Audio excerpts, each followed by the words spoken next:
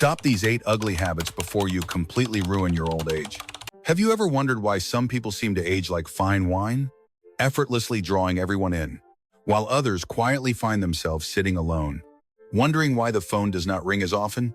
It is a painful reality. But here is the truth. It rarely has to do with wrinkles, gray hair, or needing a walking cane. What truly pushes people away are certain invisible habits, subtle, everyday behaviors that most seniors do not even realize they are doing. Yet, everyone around them feels the impact. These unnoticed habits can drain the energy from a room and make us look far older and unhappier than we actually are. But it does not have to be this way. Welcome to Elderly Heart Talks. If you are watching this, it means you care deeply about living your golden years with grace, connection, and joy. In today's video, we are going to look at 8 habits that quietly push loved ones away. I want to be clear right from the start. This is not about criticism or judgment. Growing older is a profound journey that brings its own heavy challenges. Instead, think of this video as a gentle mirror. It is here to awaken our awareness, to help us restore our dignity, and to bring back the warmth in how we connect with our children, grandchildren, and friends. Because sometimes, it is not our age that makes us look old. It is our energy. Let us walk through these 8 habits together, one by one, and discover how to become the kind of elder everyone loves to be around. 5. Let us begin. Now, let us talk about the first habit, which is constantly focusing on the negative. We could call it chronic complaining. Look, as we get older, our bodies and our lives go through a lot.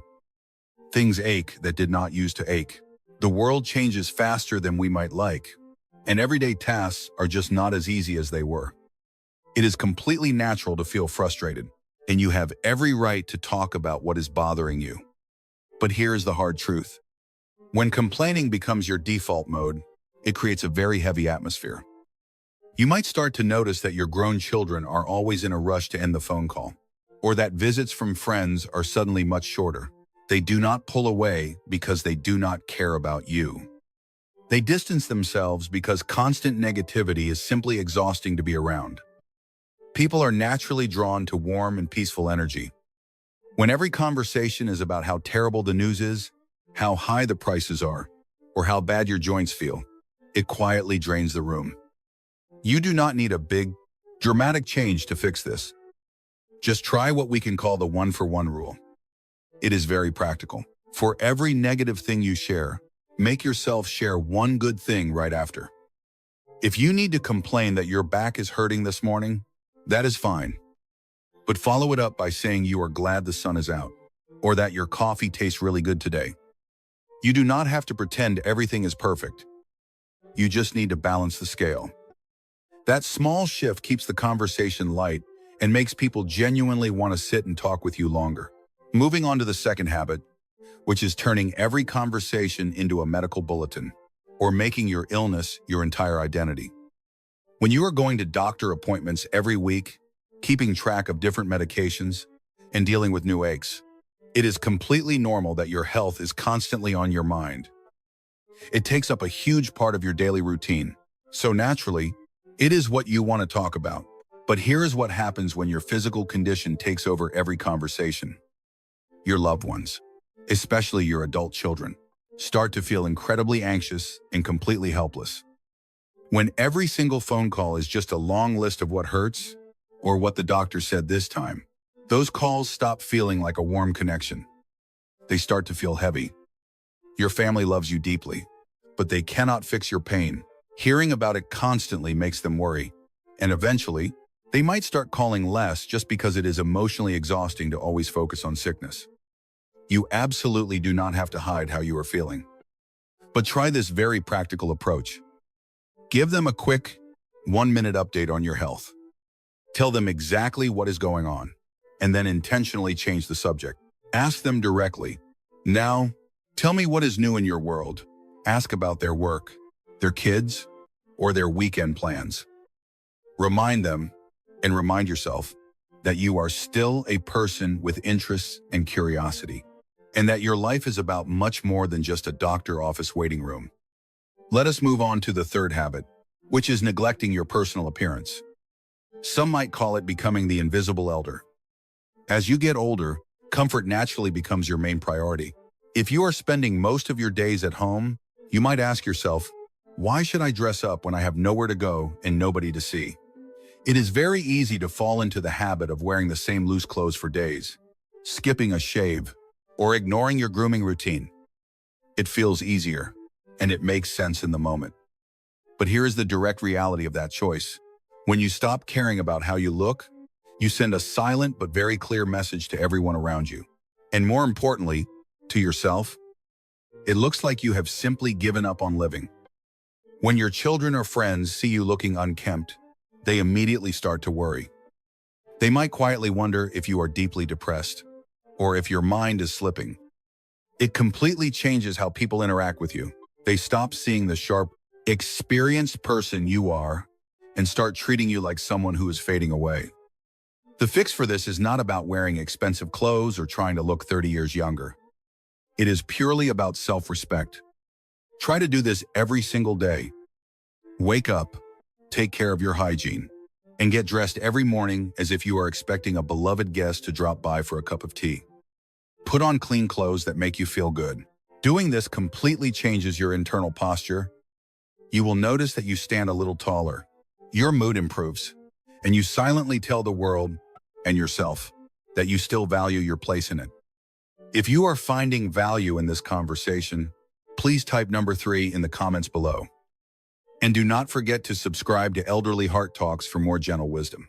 Let us look at habit number 4, the conversation hijacker, which is constantly interrupting others and not truly listening. As you get older, your memory might not be as sharp as it once was. When you are in the middle of a lively conversation and a thought suddenly pops into your head, there is a very real fear that if you do not say it right then, you are going to forget it completely. Other times, it is just pure excitement to join in and share your perspective. You are not trying to be rude, and you certainly do not mean to dominate the room. But here is how it actually feels to the person on the other side. When you constantly cut off your adult children or your grandchildren to correct a detail in their story, or to quickly insert your own opinion, it makes them feel completely dismissed. It sends a silent but very clear signal that you believe what you have to say is much more important than what they are feeling. Over time, they will simply stop sharing their real lives with you. They will keep every conversation strictly on the surface, because it is incredibly exhausting to try and speak when they feel they are never truly heard. The solution here requires just a little bit of intentional discipline. When someone else is talking and you feel that strong, familiar urge to jump right in, force yourself to take a slow perblation. Deep breath instead.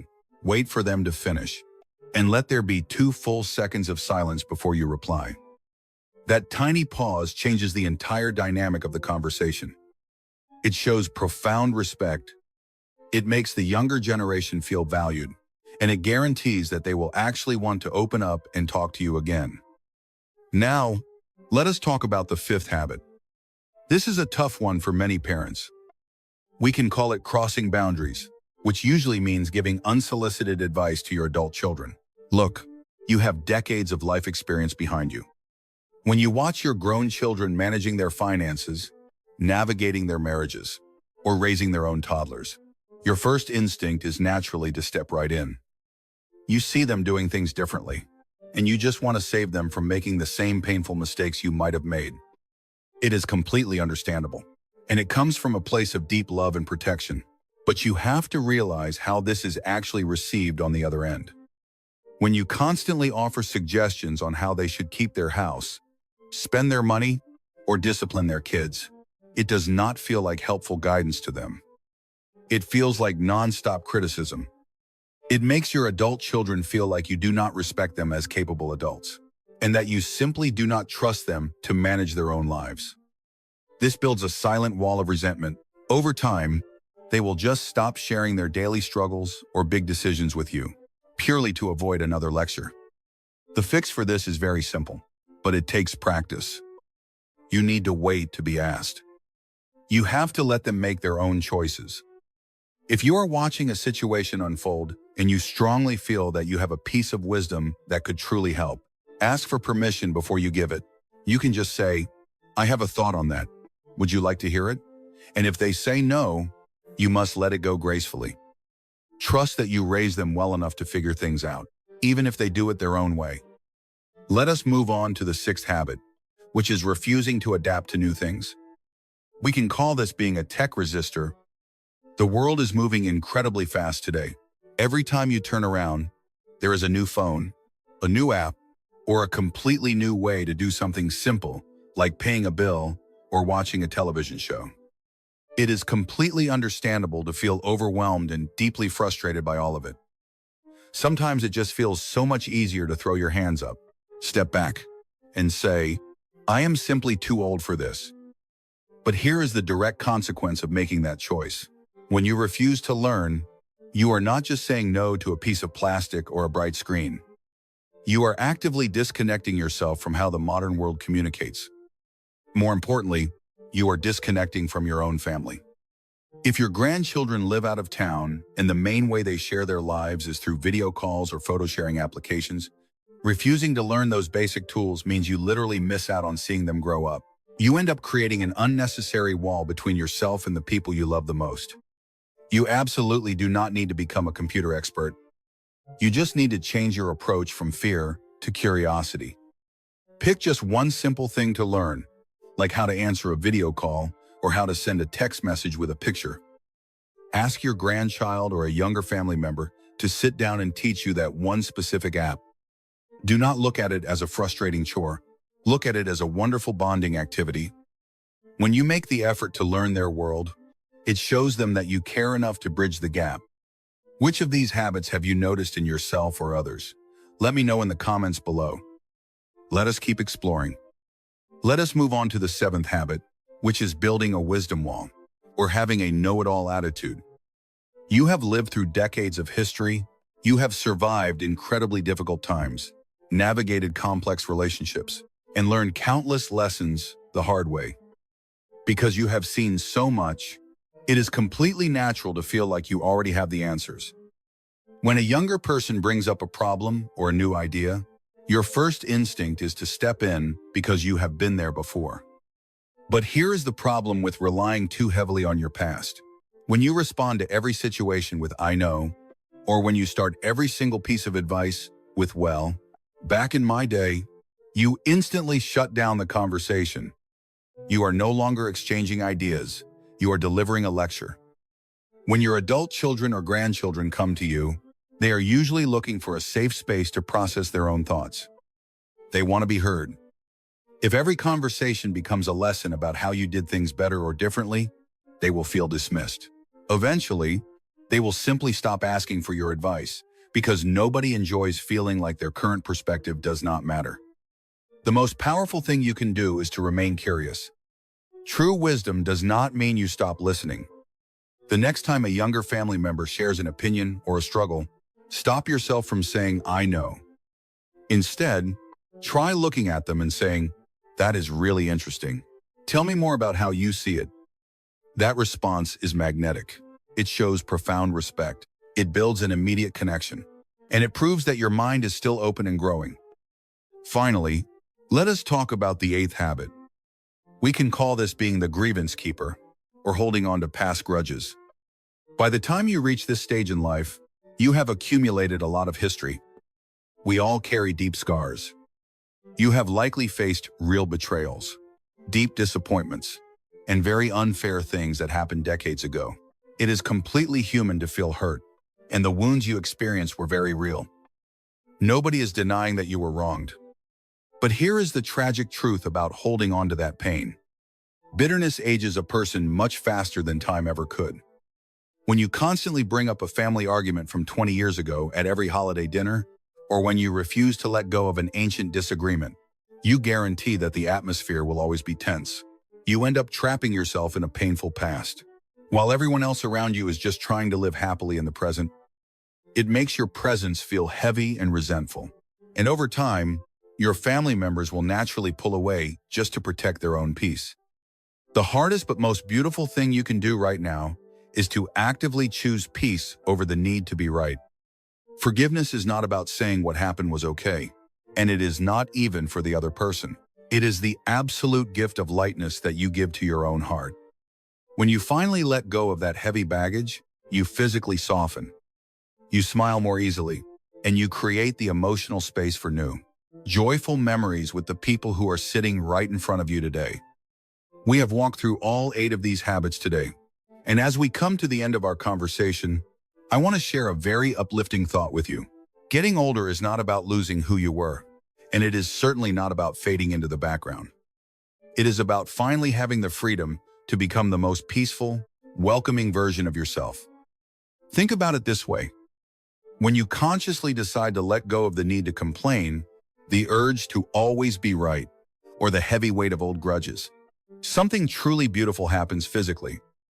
Your shoulders drop, your breathing slows down, you actually protect your physical health because your body heals so much better when your mind is at peace. Letting go of these habits is not just about making other people happy. It is a profound gift of health and serenity that you are giving to yourself. You have the power to create a space of joy and deep connection wherever you go. Now, I would absolutely love to hear from you. We are building a wonderful community here, and your voice matters. Which one of these 8 habits resonated with you the most today? Or perhaps, what is one positive habit you have developed over the years that brings you peace? Please take a moment to share your wisdom in the comments below. Your exact words might be exactly what another viewer desperately needs to read today. You have worked incredibly hard your entire life. You have given so much to the world. Now is your time to receive, to rest, and to enjoy the warm connections around you. If you felt a sense of comfort and understanding from our talk today, please like this video and subscribe to Elderly Heart Talks. Do not forget to share this with a friend or a family member who might need a gentle uplift. Thank you so much for inviting me into your day. May your heart stay light, and I will see you in our next video.